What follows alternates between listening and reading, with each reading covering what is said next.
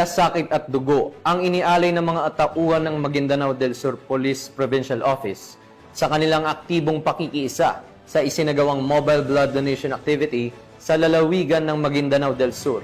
Yan ang balitang hatid ni Patrolwoman Judy Ann Alibo. Makabuluhang hakbang para sa kalusugan at buhay ng mamamayan ang isinagawa ng mga kapulisan ng Maguindanao del Sur PPO nito lamang ika-8 ng Hulyo taong kasalukuyan sa pamamagitan ng isang mobile blood donation activity sa Sharif Agwak, Maguindanao del Sur.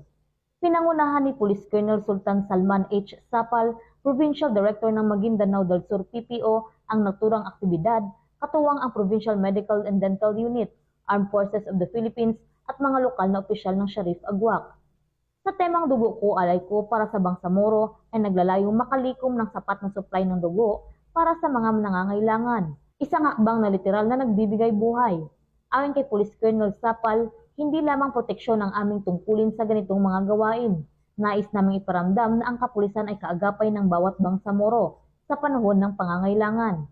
Ang ganitong inisyatiba ay hindi lamang nagbibigay pag-asa sa mga pasyente, kundi nagtatanim din ng kamalayan at inspirasyon sa buong komunidad na sa pagbabahagi ng dugo, isang buhay ang nabibigyan ng pag-asa. Mula rito sa Police Provincial Office ng Maguindanao del Sur, ako ang inyong PNN correspondent, Patrolwoman Judy Ann Alibo, alagad ng batas, tagataguyod ng Balitang Pulis.